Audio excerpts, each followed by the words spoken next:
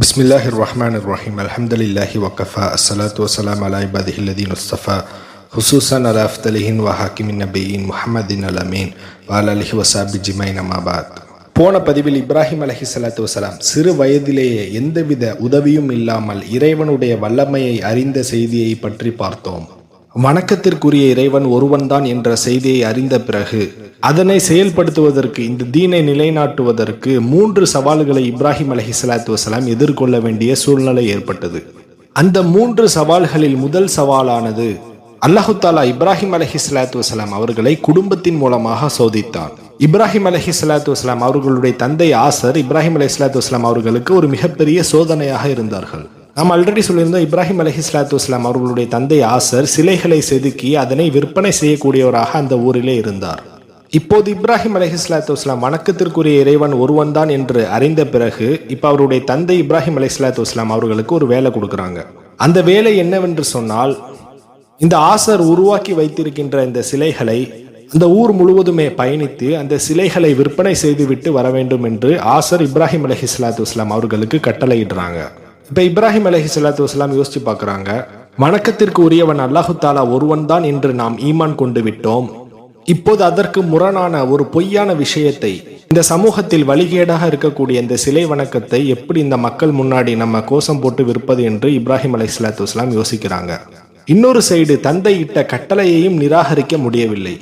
இப்போது இப்ராஹிம் அலைஹிஸ்ஸலாத்து வஸ்ஸலாம் இந்த சூழ்நிலை எப்படி கையாளுறாங்கன்னு சொன்னா, அவர்களுடைய தந்தை கட்டளை இட்டதை போன்று அந்த சிலைகள் அனைத்தையுமே எடுத்துட்டு போறாங்க. அதனை எடுத்துவிட்டு அங்கு வாழக்கூடிய மக்கள் முன்னாடி அந்த சிலைகளை விற்பதற்காக கோஷம் போட்டு விற்கிறாங்க. மை எஸ்தரி மாலா ஐயதுர்ருஹு வலா யன்ஃபஹு, எந்தவித பயனும் தராத, எந்தவித பயனளிக்காத இந்த கல்லை, இந்த சிலைகளை யாராவது வாங்குகிறீர்களா என்று அந்த மக்கள் முன்னாடி இப்ராஹிம் அலைஹிஸ்ஸலாத்து வஸ்ஸலாம் கோஷம் போட்டாங்க. இப்படி இப்ராஹிம் அலைஹிஸ்ஸலாத்து வஸ்ஸலாம் சொன்னதினால் அவ்வூரில் இருக்கக்கூடிய எந்த மக்களும் அந்த சிலைகளை வாங்கவில்லை.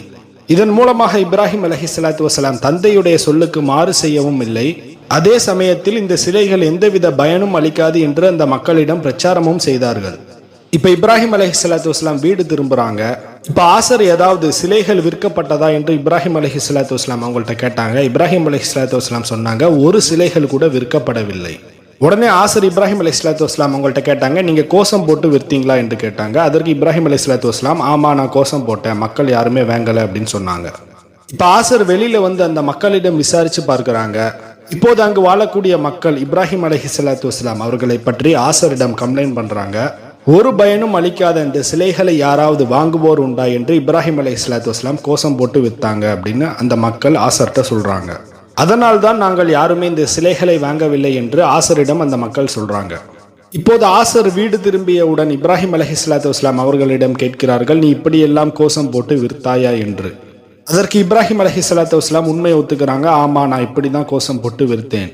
இப்போது இப்ராஹிம் அலைஹிஸ்ஸலாத்து வஸ்ஸலாம் அவர்களுக்கும் அவர்களுடைய தந்தையான ஆசருக்கும் ஏற்பட்ட அந்த கருத்து வேறுபாடுகளை பற்றி அல்லாஹு தாலா குர்ஆனிலே குறிப்பிடுகிறான். வைது கால இப்ராஹிமு லி அபீஹி ஆஸர் அதத்தஹிது அஸ்னாமன் ஆலிஹா, இப்ராஹிம் அலைஹிஸ்ஸலாத்து வஸ்ஸலாம் அவர்களுடைய தந்தையான ஆசரிடம் கூறினார்கள், அதத்தஹிது அஸ்னாமன் ஆலிஹா, விக்கிரகங்களை அதாவது சிலைகளை நீங்கள் தெய்வமாக எடுத்துக்கொள்கிறீர்களா அப்படின்னு இப்ராஹிம் அலைஹிஸ்ஸலாத்து வஸ்ஸலாம் உங்க தந்தையிட்ட கேட்கிறாங்க.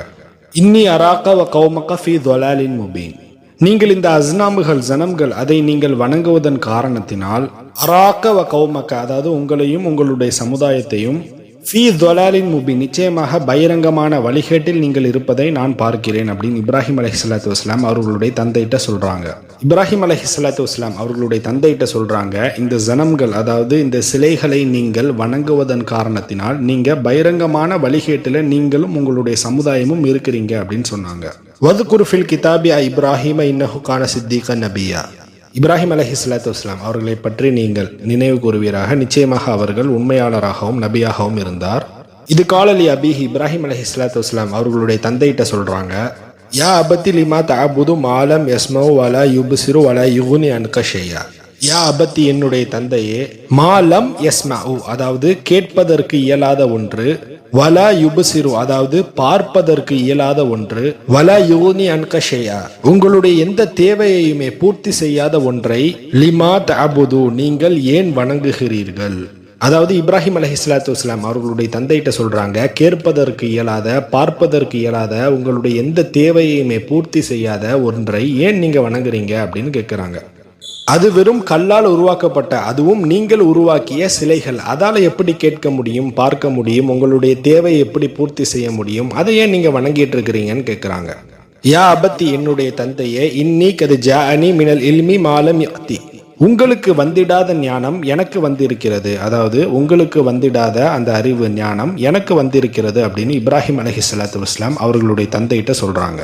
ஃபத்தபிஅனி அஹதிக சிராத்தன் சவியா, இப்ராஹிம் அலைஹிஸ்ஸலாத்து வஸ்ஸலாம் அவர்களுடைய தந்தைகிட்ட சொல்றாங்க, நீங்கள் என்னை பின்பற்றுங்கள், நான் உங்களை நேர்வழியில் நடத்துகிறேன், அதாவது எது நேர்வழி என்று நான் உங்களுக்கு காட்டுகிறேன் என்று கூறினார்கள்.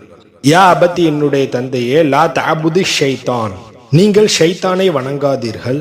இன்ன ஷைத்தான கானலிர் ரஹ்மானி அசியா, நிச்சயமாக இந்த ஷைத்தான் ரஹ்மானுக்கு, அல்லாஹு தாலாவிற்கு மாறு செய்பவன் என்று இப்ராஹிம் அலைஹிஸ்ஸலாத்து வஸ்ஸலாம் அவர்களுடைய தந்தைகிட்ட சொல்றாங்க. இப்ராஹிம் அலைஹிஸ்ஸலாத்து வஸ்ஸலாம் அவங்க காலத்துல அந்த மக்கள் வணங்கக்கூடிய சிலைகள் அனைத்துமே ஜின்களுடைய, அதாவது கெட்ட ஜின்களுடைய பெயரை வைத்துதான் வணங்கி கொண்டிருந்தார்கள். இந்த கெட்ட ஜின்களை ஷைத்தான் என்று கூறலாம். அதனாலதான் இப்ராஹிம் அலைஹிஸ்ஸலாத்து வஸ்ஸலாம் அவங்க தந்தைகிட்ட நீங்க ஷைத்தானை வணங்காதீர்கள் அப்படின்னு சொல்றாங்க. யா அபத்தி, என்னுடைய தந்தையே, அஹாஃபு ஐயமஸ்ஸக அதாபு மினர் ரஹ்மானி, ரஹ்மானிடமிருந்து, அதாவது அல்லாஹு தாலாவிடமிருந்து ஒரு பெரிய வேதனை உங்களுக்கு வந்து விடுமோ என்று நான் பயப்படுகிறேன் அப்படின்னு இப்ராஹிம் அலைஹிஸ்ஸலாத்து வஸ்ஸலாம் அவங்க தந்தைகிட்ட சொல்றாங்க. ஃபதகூன லிஷைத்தானு வலியா, நிச்சயமாக நீங்க ஷைத்தானுடைய அந்த கூட்டாளில ஒருவராக ஆகிவிடுவீங்களோ நான் பயப்படுறேன். அதற்கு இப்ராஹிம் அலைஹிஸ்ஸலாத்து வஸ்ஸலாம் அவர்களுடைய தந்தை கூறினார்கள், கால அராகிபுன் அன்த அன் ஆலிஹதியா இப்ராஹிம், ஆசர் சொல்றாங்க, இப்ராஹிமே, நீ என்னுடைய தெய்வங்களை நீ வெறுக்கிறாயா, புறக்கணிக்கிறாயா? ல இன்லம் தஅஹில அர்ஜுமன்னக வஹ்ஜுர்னி மலியா, இதனை நீ தவிர்த்து கொள்ளாவிட்டால் நான் நிச்சயமாக உன்னை கல்லால் அடிப்பேன், நீ என்னை விட்டு பிரிந்து போய்விடு. இப்ராஹிம் அலைஹிஸ்ஸலாத்து வஸ்ஸலாம் அவர்களுடைய தந்தை இப்ராஹிம் அலைஹிஸ்ஸலாம் அவங்கள்ட்ட சொல்றாங்க, நீ இந்த தெய்வங்களை புறக்கணித்தால் நான் உன்னை கல்லால் அடிப்பேன், நீ என்னை விட்டு பிரிந்து போய்விடு அப்படின்னு சொல்றாங்க.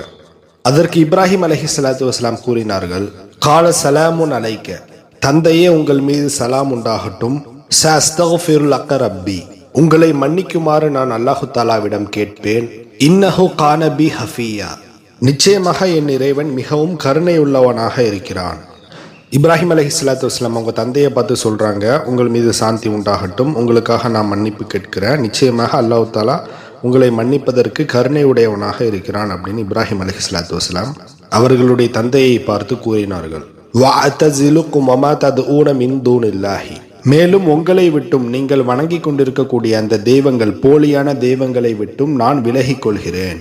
அதாவது அல்லாவை தவிர்த்து விட்டு நீங்கள் வணங்கக்கூடிய அந்த போலியான அந்த சிலைகள், அந்த தெய்வங்களை விட்டு நான் விலகிக் கொள்கிறேன் அப்படின்னு இப்ராஹிம் அலைஹிஸ்ஸலாத்து வஸ்ஸலாம் சொல்றாங்க. வஅது ரப்பி அஸா அல்லாஹ் அகூன பிதுஆ ரப்பி ஷைஆ, நான் என்னுடைய ரப்புவிடம், அல்லாஹு தாலாவிடம் பிரார்த்தனை செய்கிறேன், நான் நம்பிக்கை இல்லாதவனாக ஆகி போய் விடக்கூடாது என்று, அதாவது நம்பிக்கை இல்லாதவனாக ஆகி போய் விடக்கூடாது என்று நான் அல்லாஹு தாலாட்ட பிரார்த்தனை செய்து கொண்டிருப்பேன். எனவே இப்ராஹிம் அலைஹிஸ்ஸலாத்து வஸ்ஸலாம் தன்னுடைய தந்தையான ஆசரை ஏகத்துவத்தின் பக்கம் அழைக்கிறாங்க. ஆனால் அவர்கள் ஏற்றுக்கொள்ளவில்லை. நீ என்னுடைய தெய்வங்களை புறக்கணித்தால் நான் உன்னை கல்லால் அடிப்பேன் என்று கூறினார்கள். அதற்கு இப்ராஹிம் அலைஹிஸ்ஸலாத்து வஸ்ஸலாம் அவர்களும் தன்னுடைய தந்தைக்காக பிரார்த்தனை செய்தார்கள். இந்த இப்ராஹிம் அலைஹிஸ்ஸலாத்து வஸ்ஸலாம் அவர்களுடைய தந்தையான ஆசர் அவர்களுடைய நிலை மறுமை நாளில் எப்படி இருக்கும் என்று முஹம்மது நபி ஸல்லல்லாஹு அலைஹி வஸல்லம் முன்னறிவிப்பு செய்தார்கள். நாளை மறு உலகத்தில் இப்ராஹிம் அலைஹிஸ்ஸலாத்து வஸ்ஸலாம் அல்லாஹ் முன்னாடி வந்து நிற்பாங்க. அப்போது அல்லாஹு தாலா இப்ராஹிம் அலைஹிஸ்ஸலாத்து வஸ்ஸலாம் அவர்களுடைய தந்தையான ஆசரை நரகத்தில் போட்டுவிடு என்று வானவர்களுக்கு அல்லாஹு தாலா கட்டளையிடுவான்.